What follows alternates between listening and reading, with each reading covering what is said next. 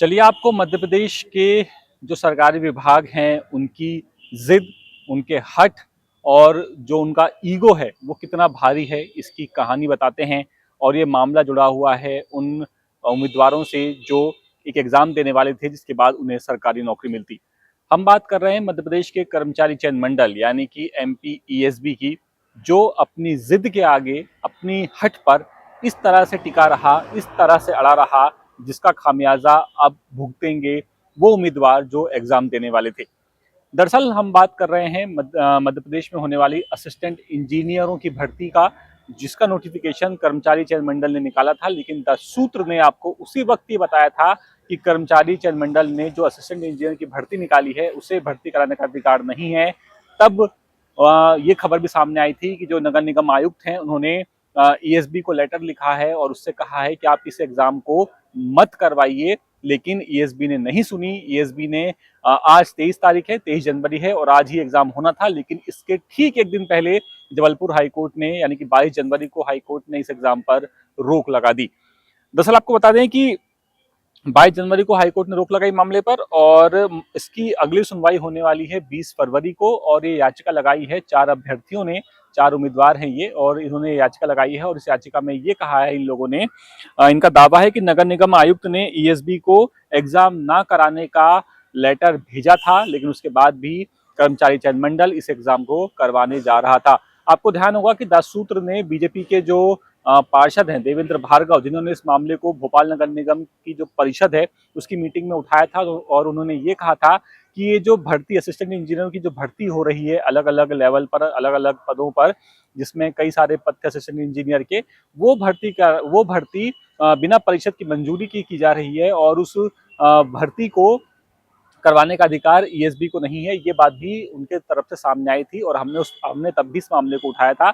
और तब ये आशंका थी कि शायद कर्मचारी चयन मंडल इस भर्ती को रोक लेगा और अगर करवाएगा भी तो असिस्टेंट इंजीनियर के पदों को हटा देगा, उसके बाद शायद ये भर्ती होगी। लेकिन ESB ने ना ही ये पद हटाए और ESB ने ना ही इस भर्ती को लेकर के, इस एग्जाम को लेकर के कोई अपडेट दिया। सब कुछ वक्त पर चलता रहा, लेकिन मामला हाईकोर्ट पहुंचा और हाईकोर्ट ने एक दिन पहले एग्जाम से इस पर रोक लगा दी। आपको बता दें कि जो याचिकाकर्ता है उन्होंने संविधान के अनुच्छेद 226 के तहत इसे चैलेंज किया है और उन्होंने ये कहा है कि भर्ती नियमों के खिलाफ हो रही है। और याचिकाकर्ताओं की तरफ से दलील दी गई है कि अगर ये एग्जाम हो जाता तो थर्ड पार्टी इंटरेस्ट बढ़ जाता, जिससे आगे आने वाले वक्त में जो कानूनी दावपेच है वो और ज़्यादा जटिल हो जाते और ज़्यादा कठिन हो जाते। ऐसे में अगर एग्जाम हो जाता तो आगे जा करके जितनी ज्यादा पार्टियां बनती इस पूरे मामले पर, उतना ही लंबा ये केस खिंचता, जैसा कि आमतौर पर दूसरी भर्तियों में और दूसरे केसेस में देखने को मिलता है। इसके अलावा अब हाईकोर्ट ने इस पूरे मामले पर जो नगरीय प्रशासन है उसके साथ साथ 4 और पार्टियों को नोटिस भेजा है और 4 हफ्ते में जवाब मांगा है। और इस पूरे मामले की अगली सुनवाई अब हाईकोर्ट ने तय की है, वो तय की है 20 फरवरी। यानी अब इस मामले की सुनवाई 20 फरवरी को तो हो जाएगी, लेकिन यहाँ पर सवाल ये उठ रहा है कि अगर ESB ऐसा ना करता, ESB असिस्टेंट इंजीनियर के पदों को हटा देता तो शायद ये भर्ती हो जाती और उम्मीदवार परेशान नहीं होते। लेकिन ESB अपनी जिद पर अड़ा रहा और उसका खामियाजा अब इन उम्मीदवारों को भुगतना पड़ रहा है। अब इस पूरे मामले पर आपकी राय क्या है, आप क्या कहना चाहते हैं? आप अपना जवाब कमेंट बॉक्स में दे सकते हैं, क्योंकि अभी हमें जानकारी नहीं है कि एग्जाम हो गया था या नहीं हो पाया था। अगर आपको कुछ जानकारी है उसके बारे में तो आप हमें कमेंट करके बताइए, हम उस मामले को भी अपनी खबर में जरूर उठाएंगे। फिलहाल इस खबर में इतना ही। ये पूरी खबर जबलपुर से हमारे विशेष संवाददाता अनिल तिवारी लेकर के आए थे। अपडेट्स के लिए बने रहिए 10 सूत्र के साथ और अपडेट्स के लिए 10 सूत्र को सब्सक्राइब जरूर कर लीजिए। कैमरा पर्सन सईद खान के साथ मैं अतुल द्विवेदी, 10 सूत्र, भोपाल। लेटेस्ट,